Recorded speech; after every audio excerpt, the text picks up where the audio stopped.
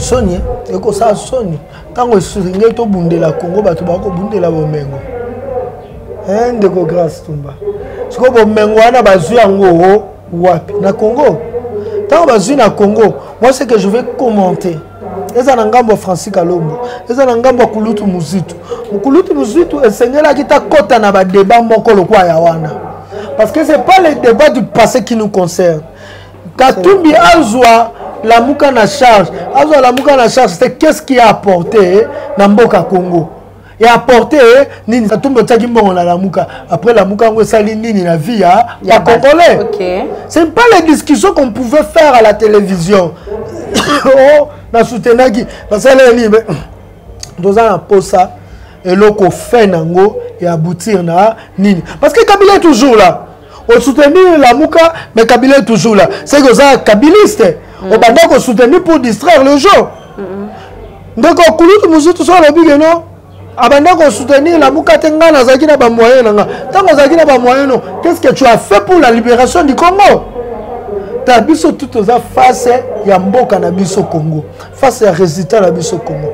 Francis Kalombo, c'est d'abord quelqu'un où il y a anti-valeur il y a depuis longtemps. Moi, la place à Francis Kalombo, j'allais supprimer, annuler la sortie médiatique dans la Nyoso. Francis Kalombo, Moïse Katumbi. Moto, à copé ça au papa né apprécié. Ce Kabila za papa Moïse Katumbi. Vous attendez que Moïse Katumbi appelle ça nini? À copé ça Kanyaka. Tant Kabila appelle ça Kanyaka, Katumbi pas appelle ça nini? Kanyaka. État d'urgence. Tu la maille, tu l'électricité. Qu'est-ce qui a changé? Par contre, tu continues les sous dans mon zindo. C'est ce qu'on appelle Kabila.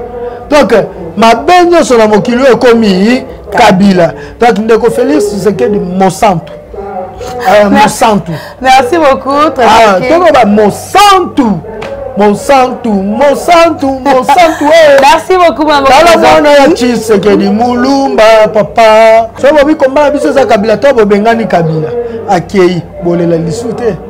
Les Tutsis vont rester. Parce que Félix Antoine Tshisekedi est l'ami de Tutsis. Vous avez des dirigeants égocentriques. Le combat, la lutte va rester permanente. Félix Tshisekedi c'est 18 mois à cause de la Congo pour Congolais ça nini à se retrouver. Est-ce que vous allez là l'autre rencontre le coalition le comme dialogue na consultation. La plan sortie de crise et que ça la maka malamu so Congo est libéré. OK. Une fois Congo libéré, donc on va consulter ba Congolais tout. Kotuna nani alingi boko etambola malamu pesa likanisi na Congo etambola malamu. On ne peut pas libérer un pays si l'homme n'est pas encore libéré. Parce que c'est l'homme libéré qui libère un pays. Ce n'est pas un pays libéré qui libère l'homme enchaîné.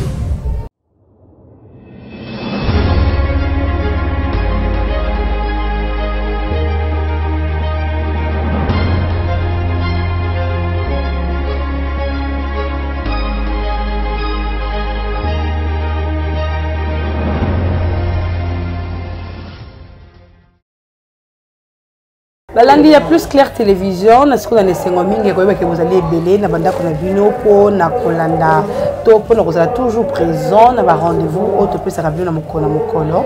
Grâce à une fois de plus, na banda qu'on a vu na mon amoka trésor King Bukele, to meka kusua na epna ba sango to ba actualité sur clé à la ville de province.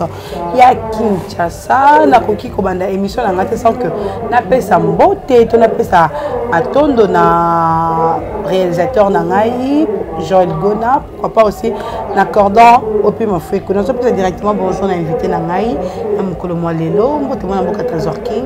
Attendons de Yenge. Bonne santé. Na rythme ya combat Congo, combat oyo noble, combat oyo ezali combat ya bato. Nyonso combat oyo tokotika yango te parce que ata pouvoir échanger sur ba droit ya bato. ezaka à respecter te, ata pouvoir échanger sur la liberté bato ezaka à respecter te, ata pouvoir échanger sur mboko Congo ezaka na loboko ya Rwanda likolo nango na loboko ya bamindele likolo nango eloko moko te ko changer. Pas beaucoup de trésor qui c'est comme si ko botolo matete armée de résistance tout le monde qui honorable Daniel Safou a sali tourner na matete weli kitoko makasi. Problème ezali babotolinga matete te mbongo nde muto esombi matete. Eloko toyebisa ba résistant kombo toko bunda mbongo e kontaka. Mbongo e kontaka to ça be fort et belé akosangisa ba jeune, le logo sangisa jeune oposi message, le logo sangisa oposi message, moto mo ayeli ba okanyaka liboso message kutute. Ateka nyaka liboso ba jeune tout ba osani ba kende na mboka o to za ya passe.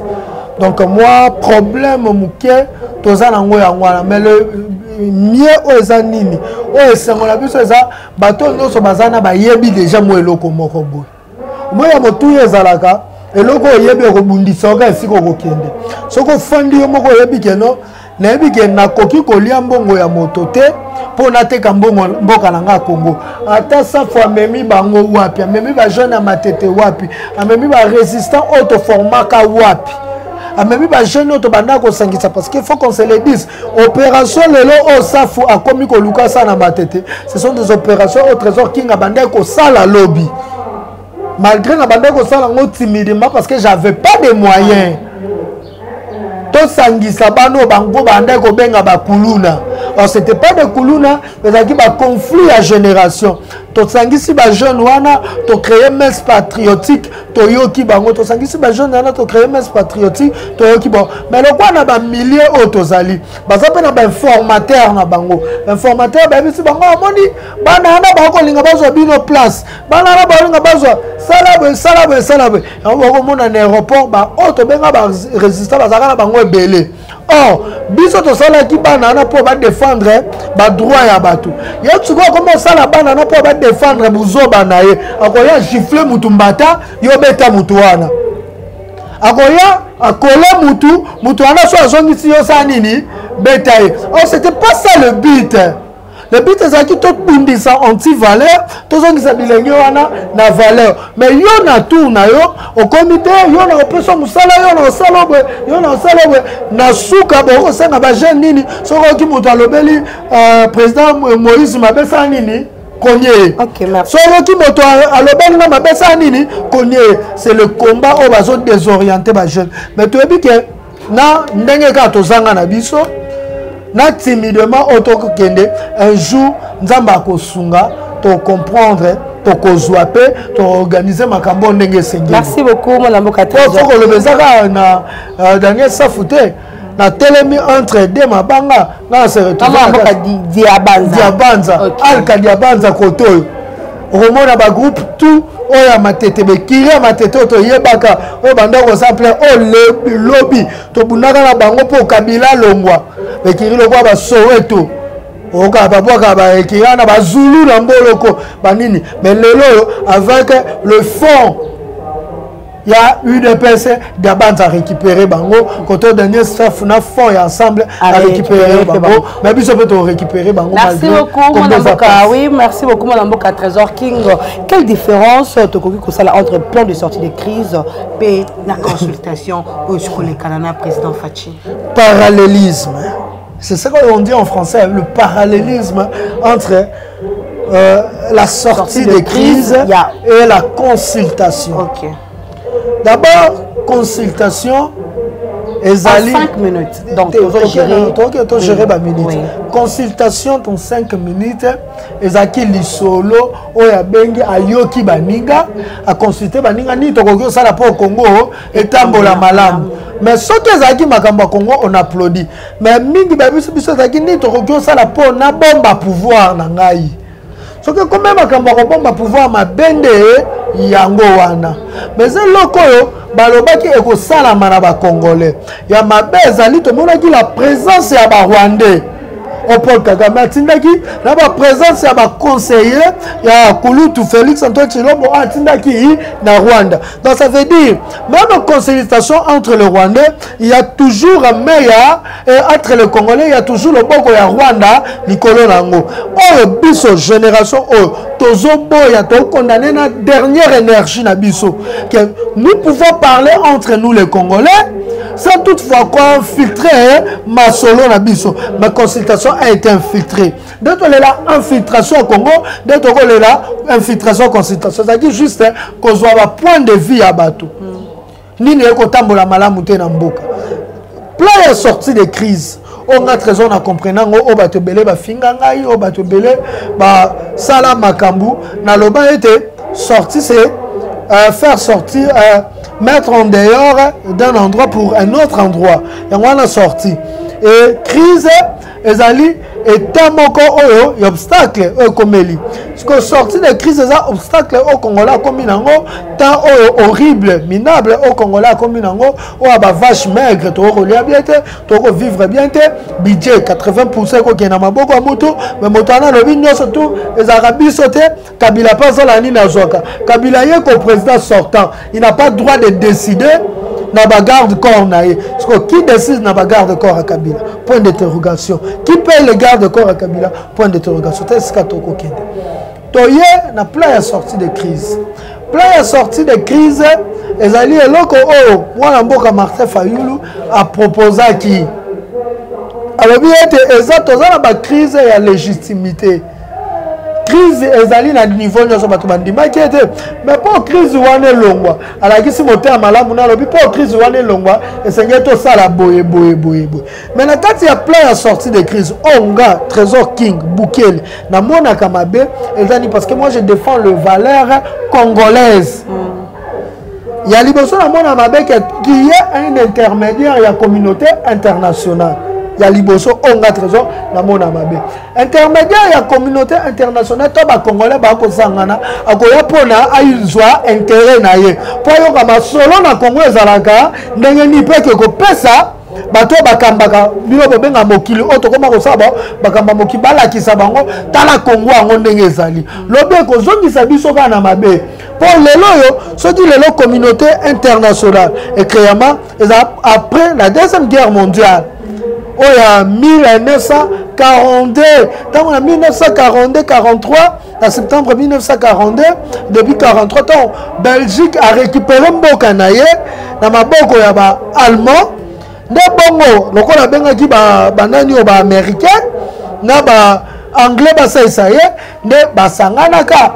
Ba américain ba biso pesa biso ba colonie na yo colonie yango ezaki RDC pour na exploiter pour Belgique ezaki première industrie mondiale dans le but il faut tout exploiter Congo biso na bino communauté internationale donc communauté internationale il y a na Congo pour l'intérêt à Congo et il y a na Congo pour l'intérêt na bango ce qu'on a plein de sortie à crise ce qui est intermédiaire to ba benga bango banani bato ba kodio babenga bano benga kodio nani et donc moi ni banda ko pesa ye ka pesa ye kombo moko boye ba observateur ba observateur na bito so ba observateur to banani kombo ba pesa kodio wana ba ko ya eza ya communauté internationale eza to ko teka mboka na biso lobby to kokoka ko tambwisa mboko Congo bien te.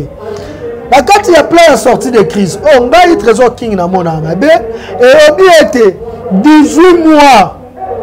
Kulutu Félix Antoine Tshisekedi reste le président de la République. Ce que vous en avez Kabila Batikali, président de la République, mais Kulutu Martin Fayulu, la président il y a une réforme institutionnelle moto à cause nini à cause de la réforme institution et za malam. Mais on y a ce Kulutu Fayulu à cause là. Ordonnance n'a pas signé même pas président de la République. Et nini la kisi, eza question na tuna ki Kulutu ado fumozi tuna nini wana. Nini la kisi ete Félix Tshisekedi so pesa 18 mois à cause là ngo ndenge sengeli na Congo pour Congolais ça nini à se retrouver.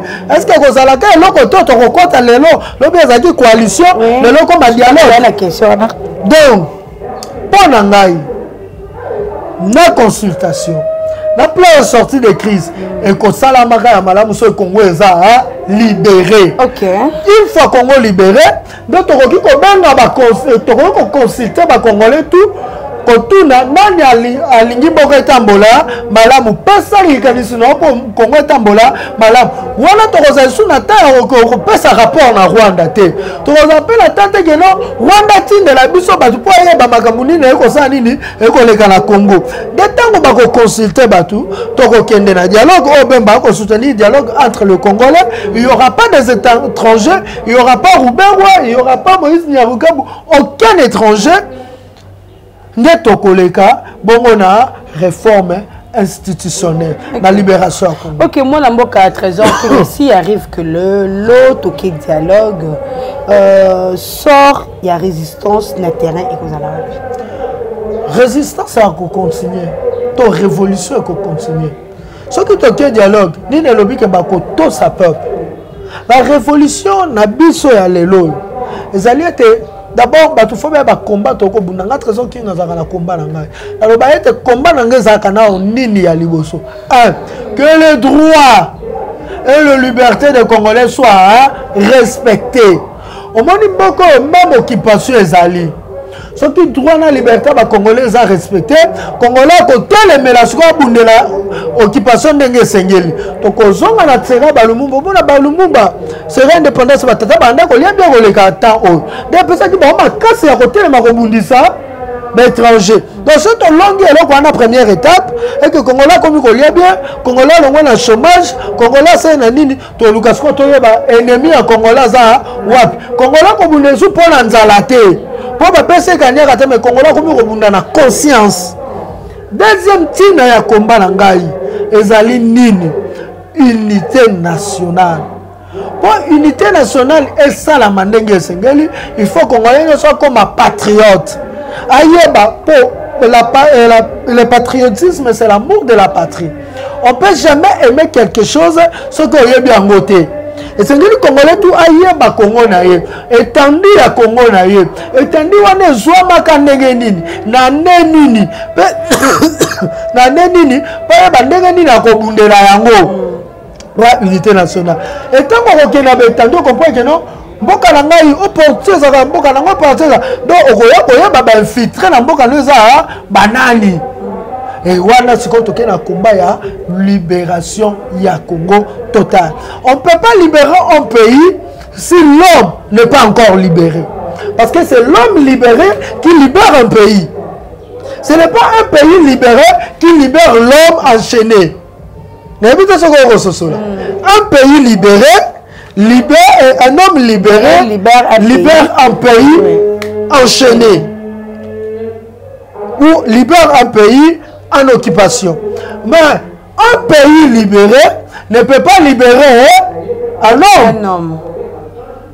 Yango komona yambo balumumba bakende na indépendance et sengela ki bakende na ba exposition. Yambo basa ba parti politique na 58.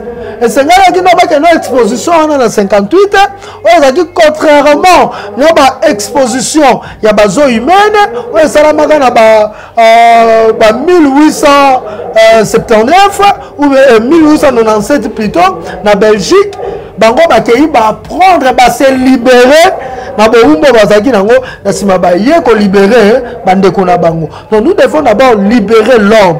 Pour libérer l'homme, il faut ba konzina biso ceux qui a solo balingi ba congolais, ba politiciens na biso ceux qui a solo balingi ba congolais, ba na Congo nyoso ceux qui a solo balingi ba congolais, to kende na travail wane longo. Na ko landa ba vidéo ya kulutu Antoine Chilombo Félix oya salaka na top Congo na sera propagande abinga souci na ngai kozala congolais comme patriote abanda ko bundela mboka na ye apesi ko exemple abi bana ngai baza ba belge po baza nationalité belge bafana na Belgique mais okomona tango nyonso ba ko s'intéresser na mboka na bango ngaku na zakate batuna mama bango. C'est comment les élections là-bas, il y aura pas les élections en ligne. Donc on a prometté à Congolais. C'est ce que nous faisons aujourd'hui, le patriotisme. Donc nous sommes les gens à soutenir parce que nous avons compris sans le patriotisme, il n'y aura pas la libération du Congo. Même la libération pouvoir, on a quoi. On est comme qui pouvoyote, qui pouvoyotisme. Donc, je ne dis pas que le mot existe en français. Non, mais c'est un mot que je voulais employer pour la Batouba comprendre. Le pouvoyotisme. Pouvoir, l'amour du pouvoir. Non, nous voulons l'amour du pays. Tout bundela boka Congo. Déjà la marche il ne peut se moment là Congo. Ce qui va tout bima tout bundela dossier minem. Otoboli bapine, bozoki si babatu, bosaye banini. Mais ça moi na moko ti le là ça na décidé le colonie pour l'ailler. Je pense que je vais enregistrer une émission avec lui. Le colonie pour l'ailler pour nini babeti bazoki si à quel hôpital famille zaki na mboto le colonie pour l'ailler. On ba ki otika na ici de bota makambo luki. Mais ces politiciens sont des Congolais. Le patriotisme, il faut qu'on ait un niveau, l'armée, l'école, l'église, la wapi. Dès que tu es patriote, tu as demandé Sengeli. Mais tu as parce que la révolution est dans la minorité, toujours la révolution est contagieuse. Ok, moi, je suis Trésor King, Toyokaki, je suis sur ma propre, il y a Fumuzito, premier Muzito. Oyo alobaki pona mwana mboka Katumbi Moïse Chapwe oyo alobaki que no ye muto azwaki la muka en charge na mematangi mbongo kanyaka et muto asimaki bango en charge pe lelo toyoki pe ba proposition ya mwana mboka Francis Kalombo alobi que non tant mwana mboka muzito azobaki que non Moïse Katumbi n'a jamais donné quelque chose na la muka. Et bon, avion va tambola na on a futa. Sonia, et que ça Sonia. Quand on se ringue to bundela Congo, batu ba ko bundela bomengo. De ko grâce tumba. Ce que bomengo ana bazu yango wapi na Congo. Tant bazu na Congo, moi c'est que je vais commenter. Eza na ngambo Francis Kalombo, eza na ngambo Kulutu Muzitu. Kulutu Muzitu esengela kita kota na ba débat moko lokwa ya wana. Parce que c'est pas les débats du passé qui nous concernent. Katumbi Azwa la Mouka na charge. Azwa la Mouka na charge, c'est qu'est-ce qui a apporté dans Mboka Congo. Et apporté, c'est la fin d'une chose qui justifie le moyen. Oui, oui. Tu vas être sous que Zaki Nini bandele Zaki Nini. Botiele bandele oui. Katumbi Zaki bon la Mouka. Après la Mouka on sali Nini la vie à Congolais. Okay. C'est pas les discussions qu'on pouvait faire à la télévision. Oh, na soutenaki. Parce que là nous avons posé ça. Et l'autre fait nango et aboutir na nini parce que Kabila est toujours là on soutenir la Mouka mais Kabila est toujours là c'est que ça kabiliste on va donc soutenir pour distraire le jeu donc on Kulutu Muzitu sur le big non abanda ko soutenir la Mouka tenga na zaki na ba moyen nanga tant zaki na ba moyen non qu'est-ce que tu as fait pour la libération du Congo ta biso tout ça face ya mboka na biso Congo face à résultat na biso Congo Francis Kalombo c'est d'abord quelqu'un qui a anti-valeur il y a depuis longtemps. Biso tobi que Francis Kalombo solution akala akoleka boy bato ebele. Omoni population bakendo zo Moïse Katumbi. Francis Kalombo akala population na engaza foade ya Francis Kalombo kaya pa. Parce que sur le bas congolais ba zaki na ba meeting ya Kabila, c'est Francis Kalombo. Francis Kalombo lelo position autoza na Congo. Baloba ke toza parmi batu autoza Congo na problème. Moi, la place de Francis Kalombo, j'allais supprimer, annuler la sortie médiatique dans la Nyoso. Francis Kalombo Moïse Katumbi. Parce que j'ai suivi une émission Moïse Katumbi, il y a politique, il ne faut pas vous un grand Kabila Moutassa sur la politique. Moto, à couper sa car au papa né, à Pessier. Ce Kabila ça papa Moïse Katumbi. Vous attendez que Moïse Katumbi appelle ça né. À couper sa Kanyaka. Tant Kabila appelle sa Kanyaka, Katumbi peut appeler ça né. Kanyaka. Mais vrai Congolais, à ce moment on coupe sa Kanyaka, mais on coupe sa matière. On coupe sa Congolais ça nini. Abimabo. Babanda coupe sa Kanyaka lelote. Na ba propagande na ba batsa Kanyaka. Ni ne changer na vie ya Congolais. Francis Kalombo solution yeba na lupango ne batu batondi. ni l'échanger na vie à Congolais. Afanda, alors 2006, Francis Kalombo, Nani, chargé Ligue des Jeunes, je pense il était en 2006. Na ju jeunesse na bemi bango parce que comme qui tant donc constater plutôt riposter comment je dirais bazotelemela banini élection Francis Kalombo akolakisa population abande kotondisa bana to babi Congo na mini na eta oyo Francis Kalombo a critiqué Papa Etienne Tshisekedi en 2011. Le Francis Kalombo exemple pas ya ba nani yango komona biso ba congolais ya solo biso ba congolais révolutionnaire to linga te ko s'aligner makasi na kata ba parti politique on peut s'aligner na leader politique mo otozane combat moko il faut longo la combat kasi lelo kulutu fayu la longo la combat nga trésor king combat na beba je reste dans le combat je continue mon combat. Yoka si les gens font musique à longueur, combat na beba. N'enga personne réponse que la mouka ça peuple. Donc je reste avec le peuple, je continue mon combat. C'est ça l'essence du combat. Ok, moi la constance. King, tout le monde s'appelle solo ya mai na courant électricité na région des zones qui chasse à commander bilinga courir à la raté, mai à la raté. Nous sommes c'est dur quoi. Kabila. Oh, mais Mikolo blocage comme Kabila. Tout le temps sur combo. Tant on a Kabila, c'est qu'il y a un blocage. Kabila. Comme le loin na ekala. Oh, ndeko na ngai grâce. Et pas biso bato lo bango. Mikolo soki mabe moko salami. O lobi vérité, bobi ene jaloux. Dans soki yo lobi alors biso réponse à biso za nani Kabila. Fiko grâce le bande yo fandi boto lo bani. Pendant le blocage, dans le sous-blocage, c'était dans le banani Kabila. Voilà le bac bako ça la bien été. Dans le balisson, retenant le baba ça Karanani Kabila. Ton son ici, ne kokulutu Félix Antoine Tshisekedi na meeting na yo asala 100 jours. État d'urgence. Abaka to la maille, to l'électricité. Qu'est-ce qui a changé? Par contre, to côté les sous na mozindo. C'est ce qu'on appelle Kabila. Donc ma baigne sur la mokilo est comme Kabila. Donc ndeko Félix c'est de Monsanto. Monsanto. Merci beaucoup. Très Monsanto. Merci beaucoup maman. Papa. Merci beaucoup maman Trésor qui te commune à ce que émission de Bisso, le bani ni to message fort ni no couper ça. Na ba Congo mania sur school na Bisso. To lingaka mboka na biso Congo. Lelo to lobite Kabila ozate mais le Congo esa nini etikala. Combat na biso faisait même au-delà ya Kabila. Oui, so bobi combat na biso za Kabila to bobengani Kabila. Akei bolela lisute. Les Tutsis vont rester parce que Félix Antoine Tshisekedi est l'ami de Tutsis. To bobengani ba Tutsis.